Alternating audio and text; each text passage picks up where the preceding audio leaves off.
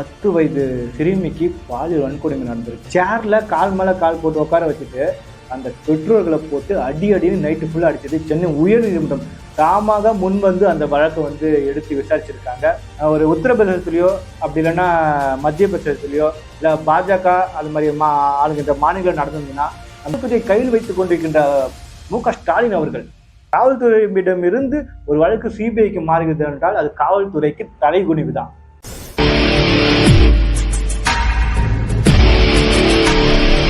பத்து வயது சிறுமிக்கு பாலியல் வன்கொடுமை கேட்கும்போதே இந்த விஷயத்தை வந்து கேட்கும்போது மிகவும் அதிர்ச்சியாக தான் இருந்தது. அது மட்டும் இல்லாமல் இந்த சம்பவம் பற்றி நம்ம அந்த விஷயத்தெல்லாம் நம்ம தகவல்லாம் சேகரிக்கும் போது அந்த அளவுக்கு வந்து மனசை வந்து குமிரிடுச்சுன்னு தான் சொல்லணும்.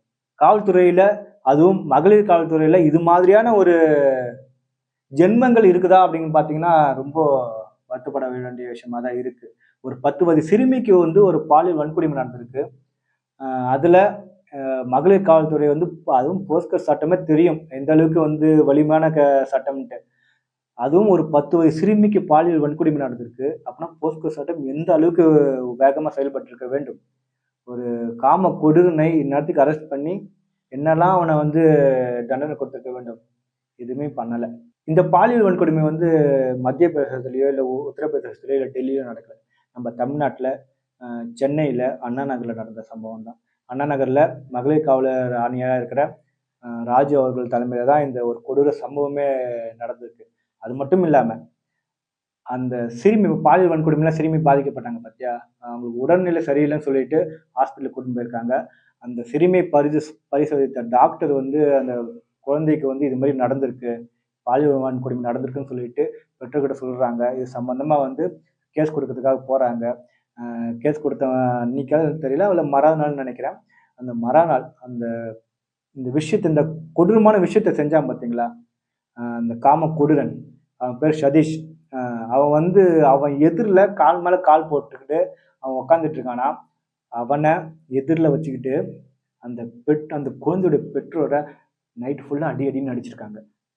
இனியா அவன் மாதிரி வாழ்க்கை கொடுக்கக்கூடாதுன்ட்டு இது சம்பந்தமாக வந்து ஆனந்த விகடனில் ஒரு 3 ஆர்டிகிள் வந்திருக்கு. அந்த ஆர்டிகிளை படித்து பார்த்து விட்டு அதன் பின் உயர்நீதிமன்றம் தாமாக முன் வந்து இந்த வழக்கை வந்து ஷூ மோட்டர் சொல்லுவாங்க, தாமாக முன் வந்து அந்த வழக்கை விசாரித்து இந்த பெண்ணிற்கு அந்த சிறுமிக்கு வந்து ஒரு நீதி கிடைப்பதற்கான அனைத்து வேலையும் செஞ்சுருக்காங்க. உண்மையிலுமே இந்த விஷயத்தில் சென்னை உயர்நீதிமன்றம் தலையிடாமல் இருந்ததுன்னா இந்த வழக்கை அடியோடு மூடி இருப்பாங்கன்னு நம்ம சொல்லணும். ஆனந்த விகடனில் வந்த அந்த தலையங்கத்தோட பேர் என்னன்னு பார்த்தீங்கன்னா, 10 வயது சிறுமிக்கு பாலியல் வன்கொடுமை, ஹைகோர்ட் தலையிட்டும் அசையாத திராவிட மாடல் அரசு. அடுத்த ஒரு ஆர்டிகிள் வந்துருக்காங்க. அதுல சிறுமிக்கு பாலியல் வன்கொடுமை, பெற்றோருக்கு அடி உதை, கயவாள காக்கிகளுக்கு இதுதான் தண்டனையா. அதுக்கப்புறம் 3வது ஒரு ஆர்டிகிள் வந்து அவல் விகடனில் வந்திருக்கு தலையங்கத்துல. அதுல ஒருவேளை அந்த வீடியோ வெளியாகாமல் இருந்திருந்தால் 10 வயது குழந்தையின் கதி. இந்த 3 ஆர்டிகிளும் வெளியே வந்த பிறகு இதை வந்து உயர்நீதிமன்ற கவனத்திற்கு, நீதிபதிகளோட கவனத்துக்கு போன பிறகுதான் இதுக்கு வந்து ஒரு ஆக்ஷனை எடுத்திருக்காங்க. கண்டிப்பா வந்து உயர்நீதிமன்ற நீதிபதிகள் வந்து இந்த இடத்துல அந்த தலையங்கம் அவங்க கண்ணுல படாம ஒருவேளை இருந்திருந்ததுன்னா இந்நேரத்துக்கு அந்த கேஸை வந்து இழுத்து மூடிட்டு இருப்பாங்க. அது மாதிரியான ஒரு சம்பவம் தான் நடந்திருக்கும். இது கேட்கும்போது கண்டிப்பா வந்து இதுல என்ன ஒரு விஷயம்னா, நம்ம திராவிட மாடல் அரசு எப்பவுமே நாங்கள் வந்து பெண்ணுக்கு வந்து பெண் உரிமைக்கு முன்னுரிமை கொடுப்போம். அதிமுக ஆட்சி இருக்கும்போது பொள்ளாச்சி சம்பவம் நடக்குது, இங்க இருந்த கண்மொழி அவர்கள் அங்க போயிட்டு போராட்டம் பண்ணாங்க. இந்த விஷயத்துக்கு என்ன பண்ணீங்க? ஸோ நீங்க நான் சொல்லலாம், ஒரு ஸ்டேஷன்ல நடக்குது, அந்த ஸ்டேஷன்ல நடக்கிற விஷயம் எப்படி முதலமைச்சரோட கவனத்துக்கு போகுமா அப்படிங்கிற மாதிரி நீங்க கேட்கலாம். இந்த கேஸ் வந்து எடுத்த உடனே இது பண்ணல, ஒரு ஆர்டிகல் வந்திருக்கு, அந்த ஆர்டிகிளை படிச்சுட்டு ஹைகோர்ட்டோட ஷூ மோட்டோ எடுத்திருக்காங்க. ஷூ மோட்டோ எடுத்தாங்கன்னா அந்த காவல்துறை உயர் பொறுப்புல இருப்பாங்க, கமிஷனர்ல இருந்து டிஜிபி எல்லாருக்குமே வந்து சம்மன் போயிருக்கும். இவ்வளவு விஷயம் நடந்தும் திராவிட மாடல் அரசு இதுல வந்து நீங்க நினைச்சு பார்த்துங்க, நடவடிக்கை எடுக்கலன்னா என்ன மாதிரியான இதுல நீங்க இருக்கீங்க?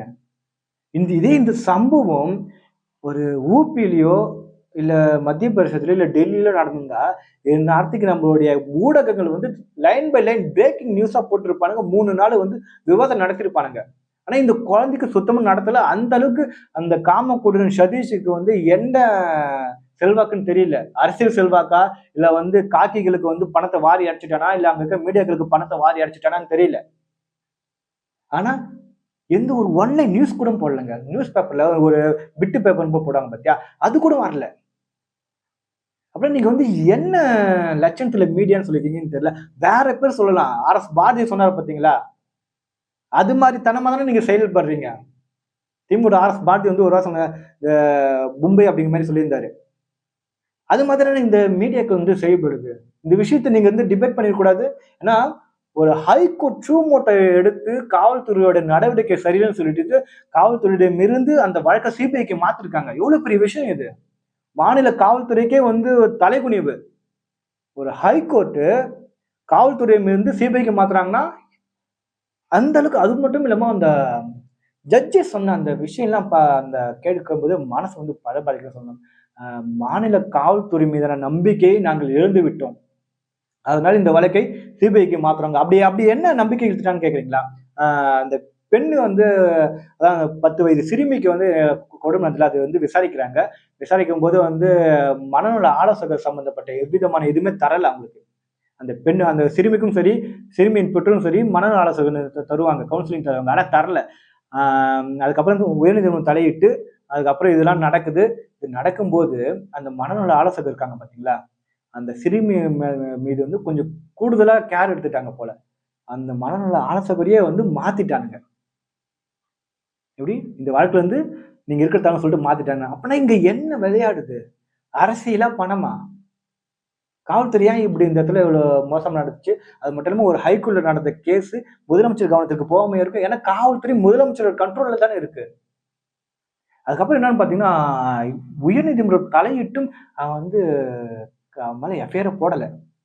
அதுக்கப்புறம் ஒரு 10 நாள் கழிச்சு தான் எஃப்ஐஆர் போட்டு ஜெயில்ல போட்டிருக்காங்க போல.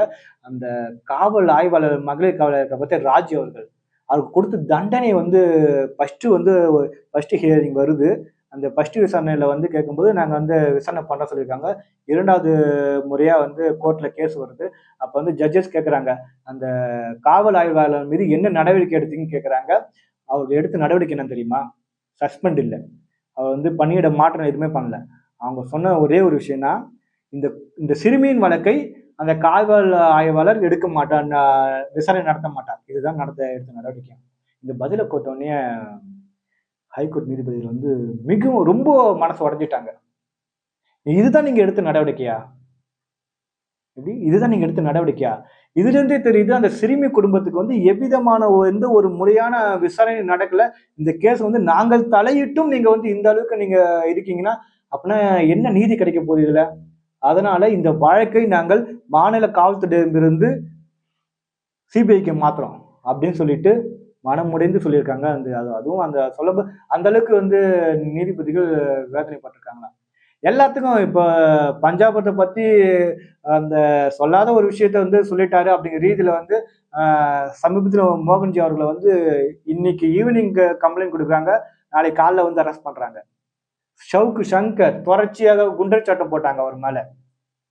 இதுக்கெல்லாம் வேகமாக செயல்படும் காவல்துறை ஏன் இந்த சிறுமியோட விஷயத்துல வந்து நீங்க எதுவுமே நடக்கல?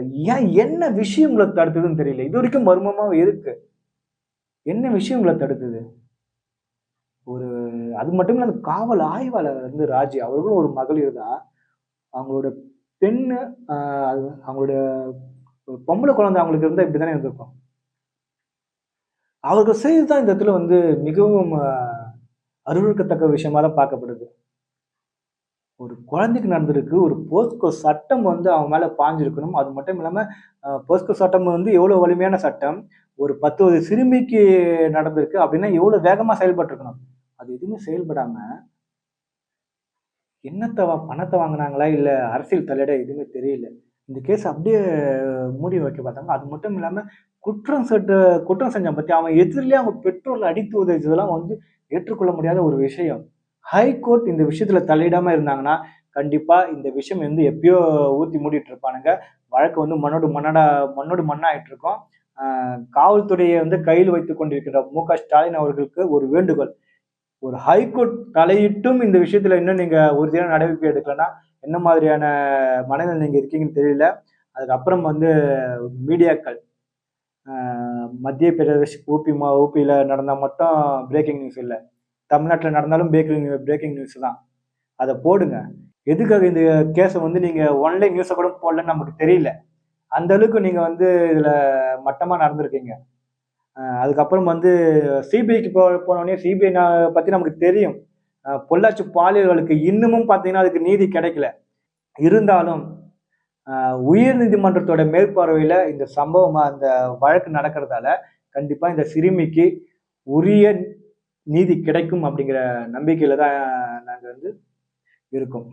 இனிமேலாவது இது மாதிரியான சம்பவங்கள் நடந்தால் காவல்துறை விரைந்து உரியவர்களுக்கு, பாதிக்கப்பட்டவர்களுக்கு நீதியை வாங்கி தரணுமே தவிர நிதியை தந்தவர்களுக்கு வந்து உடந்தையா இருக்கக்கூடாது.